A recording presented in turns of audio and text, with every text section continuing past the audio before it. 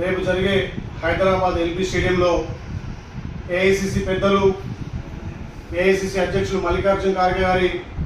భారీ బహిరంగ సభను తెలంగాణ రాష్ట్ర వ్యాప్తంగా ముఖ్యంగా ఆలయ నియోజకంలోని ప్రతి గ్రామ శాఖ, మండల శాఖ, జిల్లా శాఖ, మాజీ ప్రజాప్రతినిధులు, కాంగ్రెస్ కుటుంబ సభ్యులు పెద్ద ఎత్తున వచ్చి జై బాపు, జై భీమ్, జై సంవిధాన్ ప్రజాస్వామ్యాన్ని పరిరక్షించే విధంగా ఏదైతే రాహుల్ గాంధీ గారి ఆలోచనను తెలంగాణలో గౌరవ ముఖ్యమంత్రి యనమల రేవంత్ రెడ్డి గారి నేతృత్వంలో ఇప్పటికే తెలంగాణ రాష్ట్ర వ్యాప్తంగా కూడా జై భీమ్, జై బాపు, జై సంవిధాన్ కార్యక్రమాన్ని పెద్ద ఎత్తున నిర్వహించి ఏఐసిసి పెద్దలు, ఏఐసిసి అధ్యక్షులు మల్లికార్జున ఖార్గే గారి ఆధ్వర్యంలో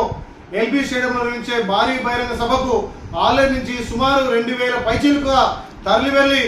ఆ సమావేశాన్ని దిగ్విజయం చేయాలని చెప్పి గ్రామ రవాణా కార్యకర్తలు తరలి వెళ్లాలని చెప్పి కార్యకర్తలకు పిలుపునిస్తూ తెలంగాణలో ప్రజాస్వామ్యాన్ని రక్షించుకుంటూ ఈ మతతత్వ శక్తుల చేతులు ఉన్నటువంటి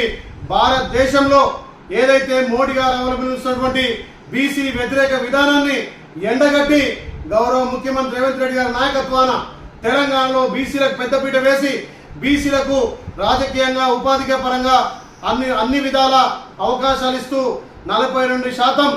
బీసీ డిక్లరేషన్ చేసి చట్టసభలో ఆమోదం చేసి ఇక్కడ గవర్నర్ ఆమోదం చేసి కేంద్రానికి పంపే దిశలో కేంద్రం మెడలు వంచైనా బీసీ డిక్లరేషన్ తెచ్చి రేపు స్థానిక సంస్థల్లో బీసీలకు 42% వాటా దక్కే విధంగా గౌరవ ముఖ్యమంత్రి ప్రభుత్వం కృషి చేస్తున్న సందర్భంలో ఇక్కడ దేశంలో, రాష్ట్రంలో ప్రజాస్వామ్యాన్ని రక్షించుకొని మతత్వ శక్తుల నుంచి ప్రజాస్వామ్యాన్ని కాపాడు కోసం జై బాపు, జై భీమ్, జై సంవిధాన్ పరిరక్షణ కార్యక్రమంలో పెద్ద ఎత్తున రేపు హాజరు కావాల్సిందిగా తెలంగాణ ప్రజలు, ముఖ్యంగా ఆలేరు కుటుంబ సభ్యులకు పేరు పేరున ధన్యవాదాలు పిలుపునిస్తున్నాం.